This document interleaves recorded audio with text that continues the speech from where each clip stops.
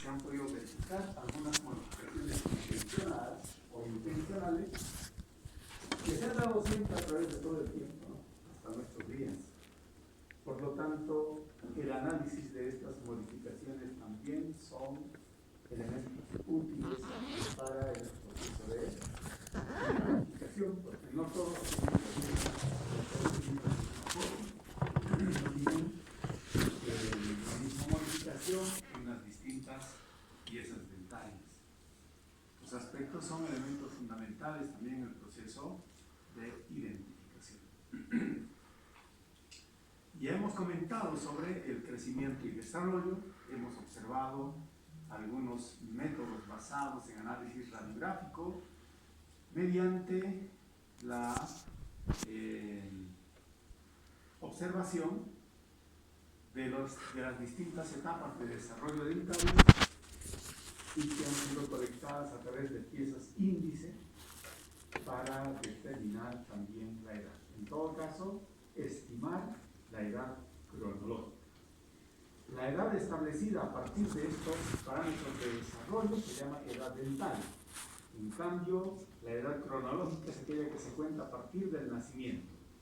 Esa concordancia entre ambas nos da la certidumbre en el proceso de identificación. Eso es lo que tienen que tener claro.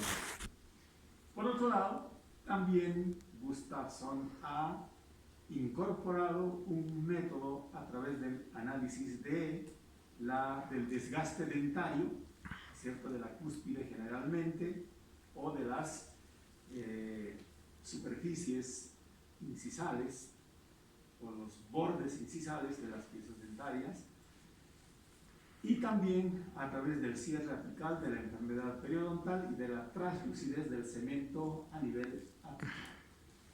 Entonces, también estos métodos se han incorporado después de que se estima de que el proceso de crecimiento y desarrollo haya concluido. Entonces, para adultos mayores se utiliza este otro indicador que también nos podría, con mucha certeza, determinar la edad cronológica de las personas. Bueno, esto de la evolución humana yo creo que ya no es necesario comentarlo, porque la pregunta a veces siempre ha estado en nuestros días si nosotros somos producto de la creación divina o somos producto de la evolución. Aunque a Darwin se le ha asignado ese proceso de la descendencia a través de los primates del hombre, pues en realidad Darwin no ha utilizado en ningún momento el proceso de evolución. Nunca ha utilizado ese término.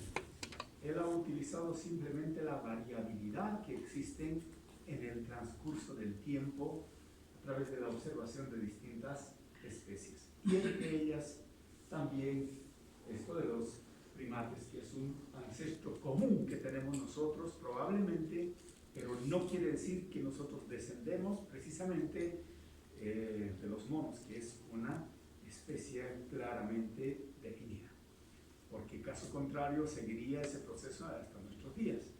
Por lo tanto, existen distintos rangos en las cuales, ¿no es cierto?, una de ellas es la del hombre, que ha sufrido grandes transformaciones también. Entonces, pues nos tardaríamos días y clases completas para hablar de este tema, aunque no deja de ser apasionante e interesante para clarificar estos sistemas. Sin embargo, tenemos nosotros cercanías con algunos, ¿verdad? Pero eso, inclusive en la actualidad, el mapa genético, ¿no es cierto?, es similar del hombre al del chimpancé. Eso no es secreto para nada. Eso no quiere decir que nuestra descendencia sea de ellos, ¿verdad? Sino son distintas líneas, ¿no es cierto?, y en las cuales una de ellas es el hombre que tiene una similitud al respecto, nada más. Pero a nosotros nos interesa el estudio de las dentarias. Y fíjense las distintas especies, ¿no es cierto?, claramente tipificadas, y en los cuales nos interesa las piezas dentarias, ¿no? El número de piezas dentarias, de 36, y aquí tenemos 32, que es la fórmula humana. Pero, si comentamos, ¿no es cierto?, pues podremos observar cuántos molares existen, cuántos premolares existen en cada una de ellas, nos permitiría tener cierto cotejo de la similitud de las denticiones del ser humano actual, ¿no es cierto?, con otras especies que también existen, que muestran la misma similitud en cuanto a la fórmula, ¿no? 2, 1, 2, 3, 2, 1, 2, 3 y así sucesivamente. De todas maneras, si cotejamos allá, ¿no es cierto?, que son 36 piezas dentarias, como la mayoría de estas, la fórmula es diferente. 2, 1, 3, 3, 2, 1, 3, 3. ¿Qué quiere decir estos signos? 2 incisivos, un canino, 2 premolares y 3 molares, ¿no? Pues podremos ver entonces algunos parecidos. No decimos que sean iguales, jamás. Son parecidos en cuanto a la fórmula. Pero fíjense la configuración de las cúspides y demás, son muy similares al del ser humano. Algunas, mejor. Por lo tanto, en esa clasificación de herbívoros, omnívoros y carnívoros, también existen otras particularidades que se deberían tomar en cuenta para este análisis. Entonces, pues, de este modo, podemos nosotros demostrar nuestro parentesco con algunas especies. Ahora bien, según la nomenclatura antropológica, ¿no es cierto?, utilizamos estas codificaciones. El I1 para demostrar al incisivo superior, ¿verdad? Y al incisivo inferior con el subíndice 1. En cambio, el incisivo lateral, ¿no es cierto?, simplemente I2 es el que inicialmente, pero para diferenciar entre superior e inferior, superíndice 2 y subíndice 2. Con el canino, simplemente una barra baja para demostrar el superior y una barra alta para demostrar el inferior. Y aquí tenemos el premolar, lo que nosotros ahora lo llamaríamos el primer premolar, P3, y el segundo premolar, P4. Igual para los superiores, superíndice, y para los inferiores, subíndice. Lo propio ocurre con los molares respectivos. Lo único que no diferencia aquí entre derecho e izquierdo. ¿Por qué? Porque para el análisis antropológico, ¿no es cierto?, ya les dije, a través de la Convención de Mónaco se ha decidido utilizar el lado izquierdo. Y si no existiera o hubiera alguna modificación en ella, se toma el análogo de siempre. Entonces, aquí tenemos claramente esta demostración de la codificación según la nomenclatura antropológica. Es el criterio que se debería utilizar entonces en el análisis antropológico de las piezas dentarias. De hecho, sí se utiliza esta codificación. La pregunta seguramente radica entre el P3 y el 4. Aquí debe ser el P1 y el P2. ¿Verdad? Premolar 1, premolar 2. ¿Por qué tiene esa significación? Y vamos a hablar de esto. Es que antes había 3 incisivos, 4 premolares y 3 molares, y los caninos se mantenían en el mamífero primitivo. Posteriormente, ¿no es cierto?, tenemos esta otra modificación donde tenemos 2 incisivos, un canino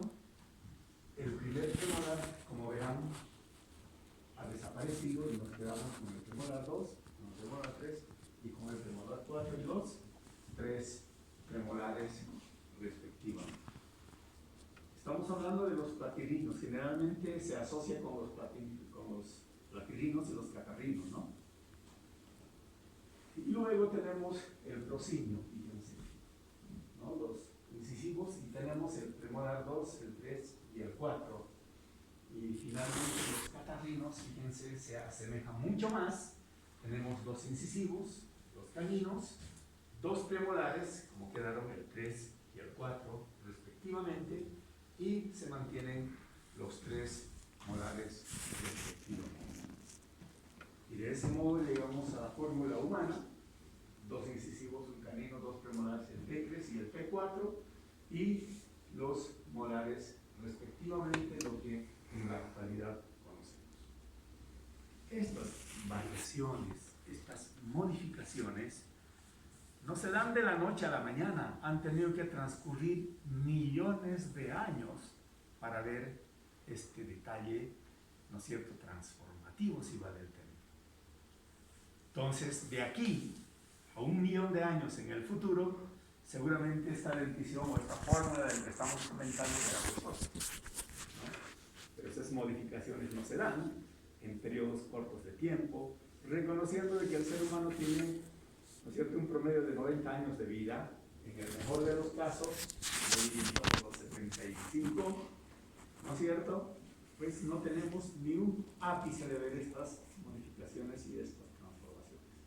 Algo que ha sido cuestionado respecto al proceso evolutivo del ser humano, ¿no es cierto?, entre comillas evolutivo, cuando Darwin no habló de evolución humana, sino más bien de la variabilidad. Y efectivamente la variabilidad existe, pues, ¿no? Porque el hombre se adapta al medio ambiente a través de los distintos elementos vitales para su subsistencia, y en todo caso también la alimentación, lo que hace que también los elementos constitutivos estructurales del ser humano lleguen a cambiar paulatinamente, ¿no? Entonces, en corto tiempo nosotros podemos advertir estas modificaciones, ¿no es cierto?, de nuestros ancestros muy próximos, es decir, de nuestros abuelos o tatarabuelos. La alimentación era completamente diferente a lo que actualmente, al que estamos sometidos en la actualidad. Entonces, las modificaciones estructurales que se dan, biológicamente hablando, ¿no es cierto?, en las estructuras, también son significativas, ¿verdad? Si en tan corto tiempo podemos observar estas modificaciones, también se puede prever en el futuro de que puedan haber grandes transformaciones también. Estos elementos son utilizados por la paleoantropología, pues estos estudios realizan realmente vital importancia. Y de eso viene la famosa conceptualización de los dientes polares. ¿Qué son los dientes polares? Los dientes polares son aquellas piezas dentarias que presentan mayor estabilidad, ¿cierto?, de modificaciones en su morfología. O sea, aquellos que no se modifican fácilmente, y a través de esas imágenes que acabamos de observar hasta este momento, ¿no es cierto?, se han mantenido casi estructuralmente hablando. Y ellos son los primeros molares, los caninos y los incisivos centrales en el superior, en el maxilar inferior, el incisivo lateral, el canino y los primeros molares respectivamente.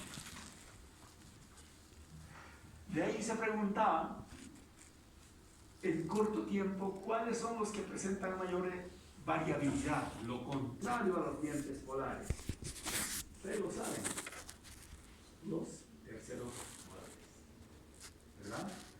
Y luego tenemos los incisivos laterales superiores también, pero eso no se los voy a plantear todavía, ¿no es cierto?, porque falta la ratificación en ese estudio, pero por la práctica nosotros conocemos de estas modificaciones. Aquellas que tienen una conformación en cuanto a cúspides, por ejemplo, a nivel de las piezas molares, son los terceros molares precisamente aquellos que tienen esas modificaciones, como también las raíces, ¿no? Bueno, entonces vamos a entender por dientes polares aquellas piezas dentarias que presentan mayor estabilidad evolutiva de la corona de los dientes a los preceptos genéticos, antropológicamente. Ahora, pues también, según estos criterios antropológicos, ¿no es cierto?, se pueden establecer la nominación, la denominación a las distintas cúspides. Aquí tenemos las cúspides mesiobucal, mesiolingual, mesio o distobucal y distolingual esencialmente, ¿verdad?, cuya caracterización a través de la terminología antropológica tienen estos nombres: el paracono, el protocono, el metacono y el hipocono. Esto solamente para el maxilar superior. En cambio, para el maxilar inferior tenemos el protocónido, el metacónido, el hipocónido, el entocónido y el epoconúlido, el hipoconúlido, ¿no es cierto?, indicando cada una de ellas según su ubicación. La cúspide mesiobucal, mesiolingual, distobucal, distolingual y distal, precisamente, ¿no? Entonces ahí tenemos la comparación, ¿no es cierto? Estas tablitas lo he hecho para que ustedes puedan comprender directamente, si no, una terminología antropológica está distribuida directamente ya como un léxico ya conocido, ¿verdad? Entonces, el análisis de estos parámetros, ¿no es cierto?, desde el punto de vista antropológico, sí tiene importancia. Hay estudios que han realizado solamente a través del protoconio o solamente a través de la forma de los surcos que se disponen en la distribución de las cúspides. Las conformaciones habían sido diferentes. Y nosotros, para anatomía dentaria, utilizamos una. Sin embargo, ¿cierto?, en el análisis morfológico de las piezas dentarias tienen muchas otras formas. En todo caso, eso deduce que las restauraciones también deberían ser de manera particular. Las restauraciones que nosotros hacemos, se trata en todo caso de devolver la anatomía y la configuración de las piezas dentarias, de la pieza dentaria original que tenía esa persona. Y en todo caso el sentido, ¿no es cierto?, que nos debería llevar siempre era a reposicionar y a reubicar claramente esta morfología original de esa persona. Esa debería ser siempre el precepto académico a la hora de restaurar una pieza dentaria. Pero a veces nosotros hemos estudiado a través de anatomía dentaria una sola conformación, ¿no es cierto?, de disposición de las cúspides, y las hacemos de ese modo, ¿no? Entonces, para adquirir aquella hay que retomar la imagen del análogo siempre, para copiar el mismo en la otra pieza. Esa es la restauración correcta y adecuada que debería tener siempre cada persona. En todo caso, este estudio nos demuestra y nos abre prácticamente las puertas a una nueva disciplina que se llama antropología dental. En otros países llevan como una asignatura la antropología dental, ¿no es cierto?, y que pues estos componentes son realmente clarificantes, no solamente con fines identificativos, ¿no es cierto?, sino una forma de explicación de lo que acontece con la variabilidad de la dentición desde el punto de vista morfológico en el ser humano. Ya tenemos, ¿no es cierto?, con las distintas configuraciones y la numeración que les habíamos asignado en los cuadritos o en las tablitas.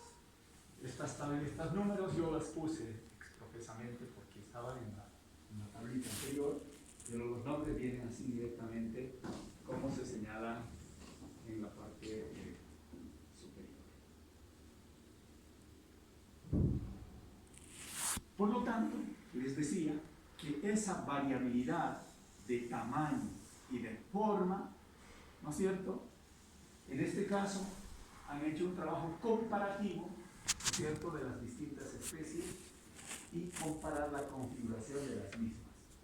Existen similitudes, pero también existen discrepancias. Por lo tanto, el análisis antropológico no solamente se centra en estudiar las similitudes, sino también las diferencias.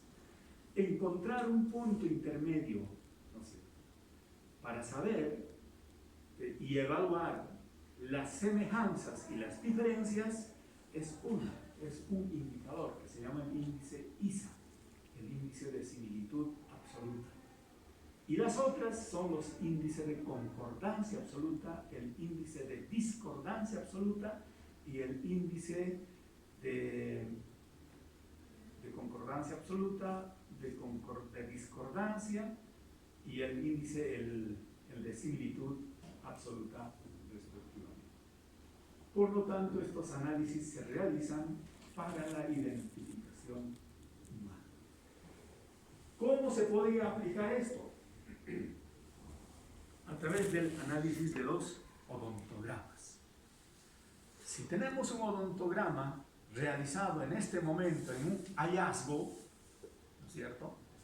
Lo que podemos hacer es comparar con otro que se haya podido colectar después de las probables víctimas que han desaparecido o que han sido reportadas como desaparecidas. Por lo tanto, en la comparación de odontogramas, ¿no es cierto?, se utilizan precisamente estos indicadores. Por lo tanto, no es solamente se parece este o no, etc. Se aplican el índice de concordancia absoluta, el índice de discordancia absoluta, el índice de concordancia relativa y el índice de similitud absoluta. Ya existen tablas para aquello, para usted nominar con cuánto de aproximación y certeza puede usted dictaminar si corresponde o no corresponde entre uno, reconociendo además que pueden haber errores de transposición, errores de inversión en el momento del registro de los odontogramas. Pero, ¿por qué creen que no se utiliza mucho en nuestro medio?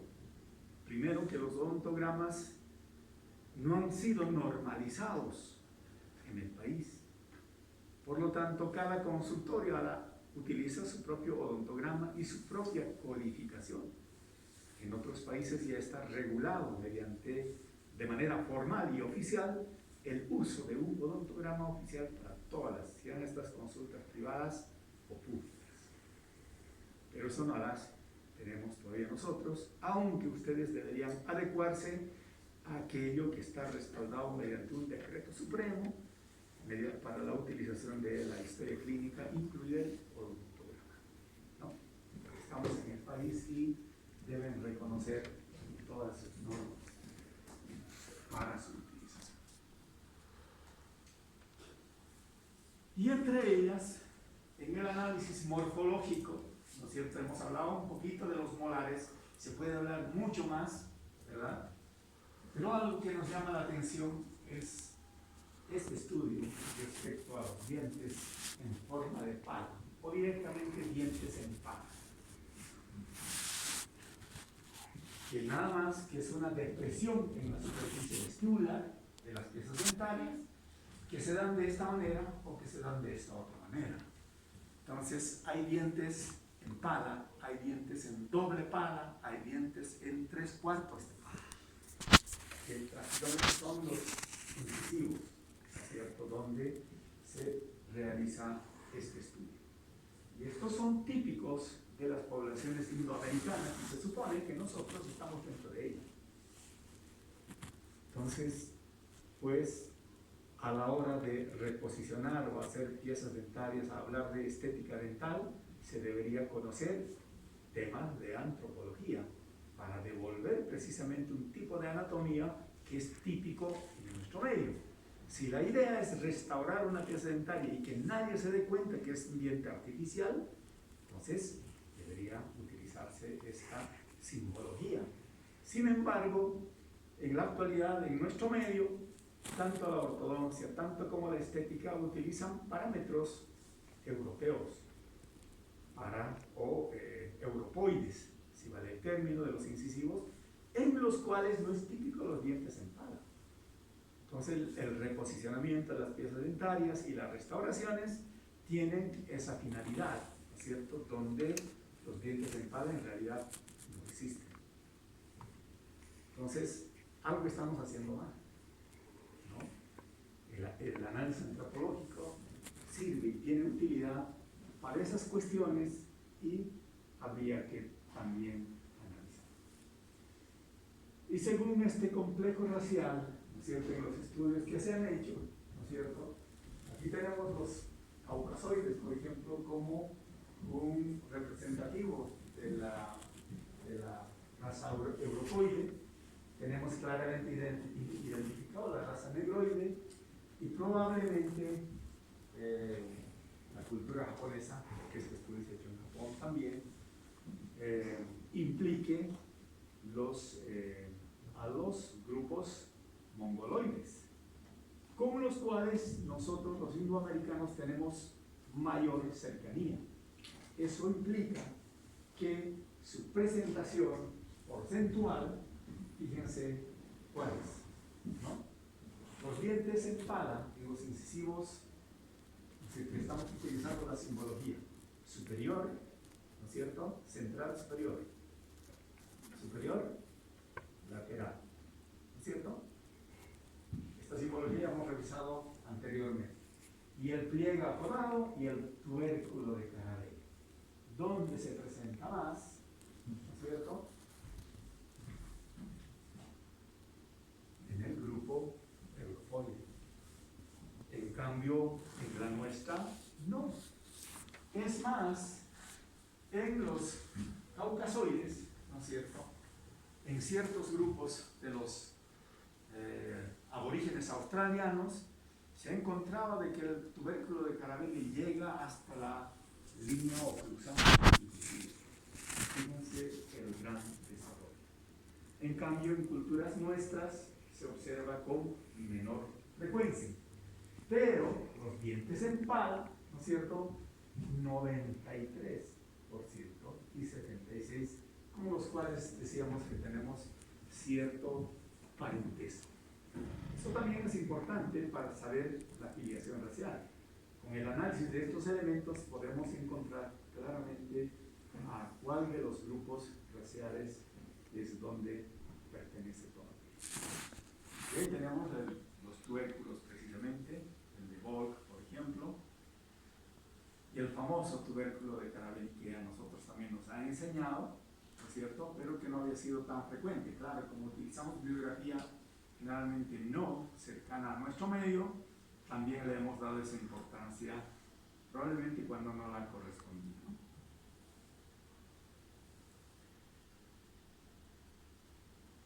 Bueno, y luego ya ingresamos al tema de la craneoscopía, etcétera. Ese tema no lo voy a tocar, ¿no es cierto?, porque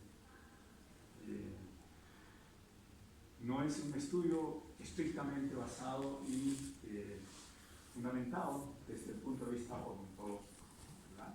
Entonces, ahora no solamente me he referido a todos los aspectos dentarios, porque bajo estos otros parámetros tenemos otra gran dimensión. Por eso decía algún antropólogo, a veces el antropólogo tiene que trabajar a un toca-toca, ¿no? O sea, simplemente con tocar el cráneo y saber la textura, ¿no es cierto?, de cada uno de los elementos anatómicos, tiene una idea si corresponde al sexo masculino o al sexo femenino. Una cosa es la visión y otra cosa es la medición. En la parte de la observación tenemos la craneoscopía, ¿no?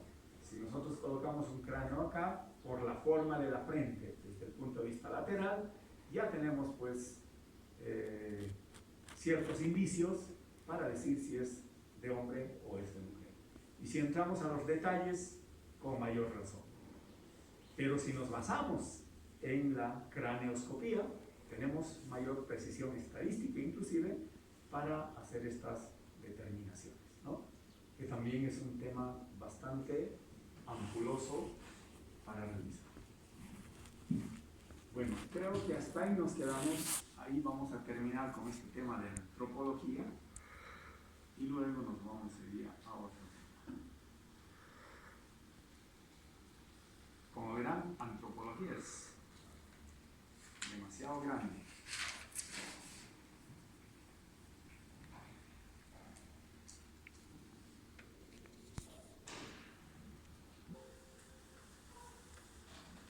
Ya es lo que les comentaba. Por si acaso, esto no es para el examen parcial. Esto dije que hasta ahí me voy a quedar. Porque si quisiera, entraríamos también a estos otros temas, ¿no? Que es el análisis uno por uno, método por método. En este caso, bajo ese indicador de la identificación a través de los odontogramas que les había mencionado anteriormente. De todas maneras, necesitamos dos cosas. Un odontograma ante-mortem y un odontograma post-mortem. Bajo ese principio podríamos manejar cuál es la base teórica del análisis de esto. Primero, la identificación comparativa. ¿Por qué comparativa? Porque estamos comparando dos instrumentos, un odontograma ante-mortem y un odontograma post-mortem. Por lo tanto, en ellas van a estar registrados los datos ante-mortem y post-mortem, y luego la anotación y el registro de odontogramas, cuya dificultad también los había manifestado anteriormente. No tenemos una regulación para el manejo de los odontogramas. Por lo tanto, cada clave, cada color, cada signo tiene una implicación que nosotros a veces las tenemos que deducir, ¿verdad? Pero si hubiera una normativa, una norma técnica que estableciera con precisión el uso de colores, el uso de la simbología respectiva, sería pues una maravilla. Pero eso requiere de una validación de un instrumento técnico válido para todo el país, sean instituciones privadas o instituciones públicas, y por ese motivo pues tenemos esa gran dificultad. Luego tenemos la variable edad.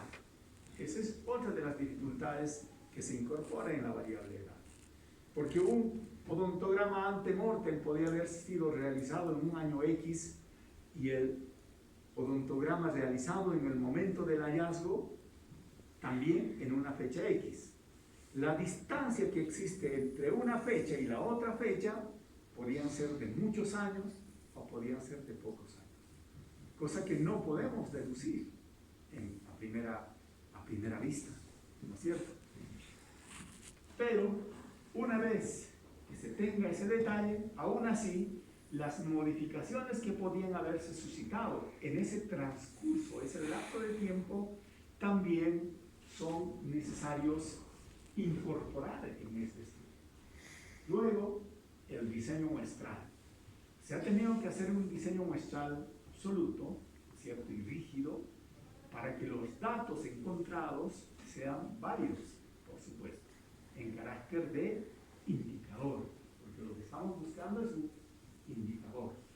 Por lo tanto, el diseño de la muestra para promover estos parámetros han sido cumpliendo, ¿no es cierto?, los términos de la probabilidad. Por lo tanto, es una muestra probabilística. Luego, la desviación típica y la varianza. Las variaciones y las desviaciones que existen entre un dato y otro dato. Había que analizar con precisión también estos dos datos, porque una desviación típica tiene que ver con las variaciones que existen respecto a la media, y eso ustedes lo saben con profundidad. Los puntos de coincidencia y la prueba de concordancia respectiva. Por lo tanto, si tenemos aquí una carta A y una carta B, lo que tenemos que analizar es cuánto se parecen. Pues recuerden muy bien, estoy utilizando el término se parecen. Entonces, el parecido ya tiene una simbología de variabilidad interna. Yo puedo decir Juan se parece a Pedro, dependiendo en qué se parece. En tamaño, en estatura, en envergadura, ¿no es cierto? En color de la piel, ¿en qué? Y fíjense que existen muchos parámetros. Pero la dificultad que existe es que en los odontogramas no tenemos el diseño real de la pieza dentaria. Simplemente, máximo, tenemos, ¿no es cierto?, de que haya, por ejemplo, una obturación en la superficie oclusal. Pero esta otra carta también podría tener una obturación en la superficie oclusal. Los dos tienen una obturación en la superficie oclusal. Pero eso nos dice absolutamente la identidad entre uno y otro. No. La forma de la obturación probablemente sea diferente entre esta y esta otra. El tipo de material utilizado sea diferente. El tamaño de la obturación entre esta y esta podría ser diferente. Entonces verán que esos elementos han tenido que considerarse para utilizar estos parámetros como elementos probatorios de identificación. Y para lo cual, pues tenemos distintos formatos para recolectar esta información. Como verán, aquí tenemos simplemente en algunos colores las probables obturaciones o las ausencias. Pero eso tiene que tener también una codificación para la utilización de los colores, ¿no es cierto?, a la hora de llenar estos odontogramas. Entonces, simplemente un ejemplo. No es lo que se debería hacer. Reitero, no tenemos una norma técnica oficial para la utilización de colores, ni tampoco la simbología.